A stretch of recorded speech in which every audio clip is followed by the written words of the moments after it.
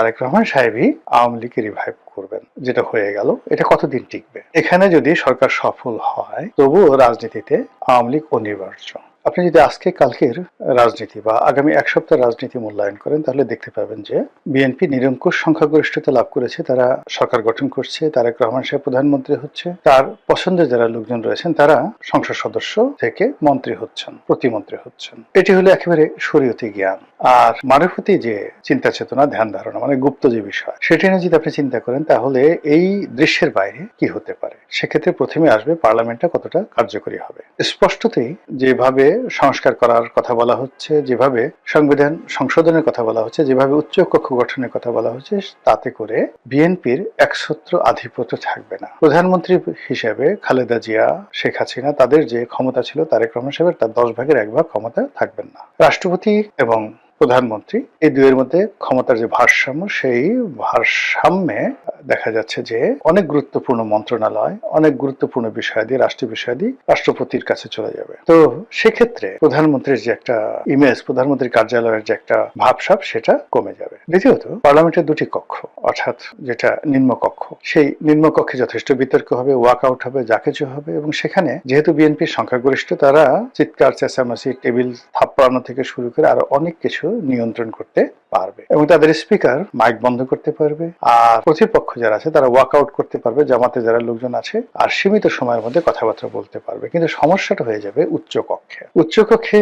যারা যাবেন তারা ওইরকম দলবাজ লোক নয়। বিএনপি চেষ্টা করবে তাদের মতাদর্শের, পছন্দের জ্ঞানী গুণী শিক্ষিত যারা লোকজন রয়েছেন তাদেরকে হায়ার করার জন্য, অথবা নিজেদের দলের যে সকল ডেডিকেট রয়েছে, বয়স্ক মানুষ রয়েছে, সম্মানিত মানুষ রয়েছে, যারা নির্বাচন করতে পারে না তাদেরকে। আবার অন্যদিকে জামাত নিজেদের দলের ভেতরে বাইরে সমাজের অনেককে তারা এই উচ্চ কক্ষে ইনক্লুড করে ফেলবে। এবং সেক্ষেত্রে জামাত এবং এনসিপির যারা উচ্চ কক্ষে থাকবেন তাদের কাছে সরকারের যারা সদস্য থাকবেন, সরকার দলীয়, তারা সকালে বিকেলে নাস্তানাবুদ হবেন। ওখানকার পরিবেশটা অ্যাবসলিউটলি জামাতের নিয়ন্ত্রণে থাকবে। তারা সেখানে নিম্নকক্ষের অনিয়মতান্ত্রিক বিষয়গুলো তুলে ধরবে। তারা তাদের ইজমা, কিয়াস, কোরআন, হাদিস, শরিয়া আইন, বিভিন্ন টেকনিক্যাল বিষয় নিয়ে ঘন্টার পর ঘন্টা সেখানে আলোচনা করবে, ঠিক ভারতের উচ্চ কক্ষের মতো বা ইংল্যান্ডের উচ্চ কক্ষের মতো। যেমন দেখা গেলেন আপনি ভারতের যে উচ্চ কক্ষ, সেখানে রাম জেঠ মালানি নামক একজন প্রখ্যাত আইনবিদ ছিলেন, মেম্বার অফ পার্লামেন্ট ছিলেন, যিনি একসময় ভারতের সেন্ট্রাল গভর্নমেন্ট বিজেপি সরকারের আইনমন্ত্রী ছিলেন।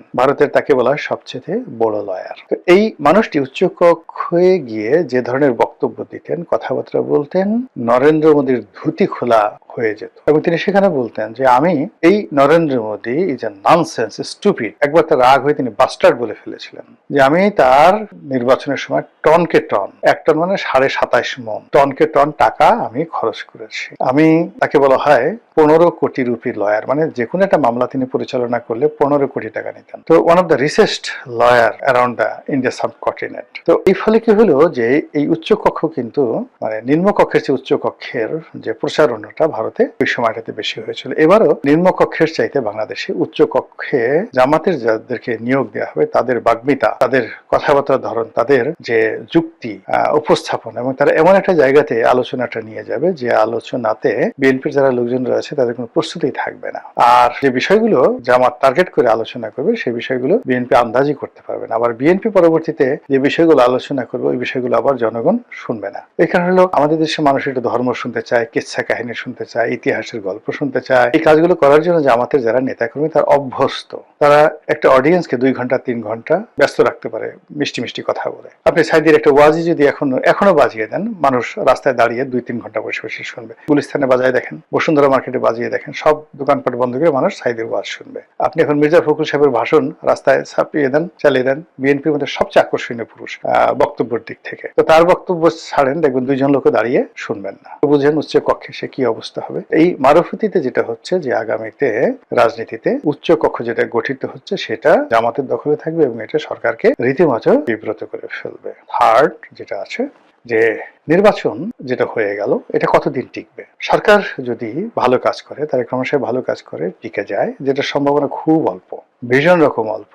এত অল্প আমি এখন এটা বলতে চাচ্ছি না, শুধু আজকের এই ভিডিওতে এটাই বললাম যে সরকার ভালো করলে সরকার 5 বছর পূর্ণ মেয়াদে যেতে পারবে, কিন্তু যেটা সম্ভাবনা খুবই খুবই অল্প।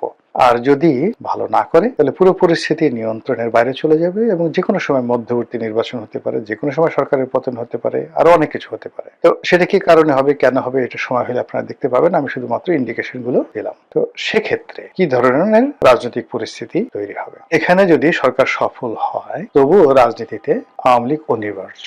সরকারের এই সফলতার বিরুদ্ধে আরো সফল কিছু করার জন্য, জনমত গঠন করার জন্য জামাত তখন আওয়ামী লীগের দিকে ঝুঁকে যাবে। আবার যদি সরকার ব্যর্থ হয়ে যায়, ব্যর্থ হওয়ার পরে পুরো পথ ঘাট মাঠ চারিদিকে শুধু জামাত জামাত জামাত, আল্লাহু আকবার আল্লাহু আকবার, নারায়ে তাকবীর, আল্লাহু আকবার, ইসলামী আইন চাই, তারপরে আল্লাহর আইন চাই, এরকম ইনসাফ ইনসাফ, ইনকিলাব ইনকিলাব, এগুলোতে ভরে যাবে যদি সরকার ব্যর্থ হয়ে যায়। আর সেক্ষেত্রে যদি আওয়ামী লীগের বিএনপির পতন হয় তাহলে জামাত ক্ষমতায় চলে আসবে এবং জামাত একবার ক্ষমতায় আসলে পুরো কোর্স অফ অ্যাকশন রাজনীতির আলাদা হয়ে যাবে। তখন ওই পরিস্থিতিতে সরকারই আহ্বান করে, উইন্ডো তৈরি করে জামাতকে মোকাবেলা করার জন্য আওয়ামী লীগকে নিয়ে আসবে এবং বিএনপি এবং আওয়ামী লীগ সখ্যতা হয়ে যাবে। এবং সেই সখ্যতাটা যেভাবে বাংলাদেশের রাজনীতি সামাল দেওয়ার জন্য জিয়াউর রহমান সাহেব যে শেখ হাসিনাকে এনেছিলেন, তিনি তো এমনি আনেননি। এর কারণ হলো বিরোধী দল না থাকার কারণে, আওয়ামী লীগ না থাকার কারণে জামাত জিয়াউর রহমানের জমানাতে এতটা শক্তিশালী হয়ে পড়েছিল, তখন তিনি বাধ্য হয়ে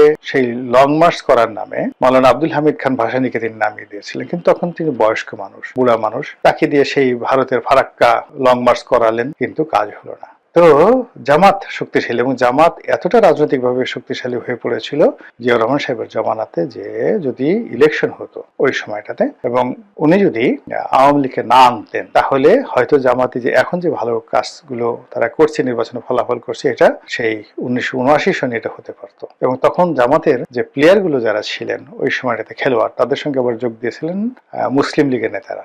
জামাত এবং মুসলিম লীগ তখন এক হয়ে গেছিল 76, 77, 78 সনে। এই 3 বছর যারা জামাতের রাজনীতি দেখেছে তারা বুঝতে পারবেন যে ওই সময়টায় তারা কতটা শক্তিশালী ছিলেন। তো সেই জামাতকে মোকাবেলা করার জন্য তখন জিয়াউর রহমান সাহেব মাওলানা মান্নানকে নিলেন। মাওলানা মান্নান একসময় সেই জামাতের রাজনীতির সাথে জড়িত ছিল, কিন্তু জামাতের সবকিছু বুঝতেন। বোঝার পরে সেই জামাতকে নাস্তানাবুদ করার জন্য মাওলানা মান্নানকে তাকে মন্ত্রী বানালেন। আচ্ছা, এরপর মুসলিম লীগের শাহজিজুর রহমানকে আনলেন। তারপরে জামাতকে সামাল দেওয়া যাচ্ছিল না।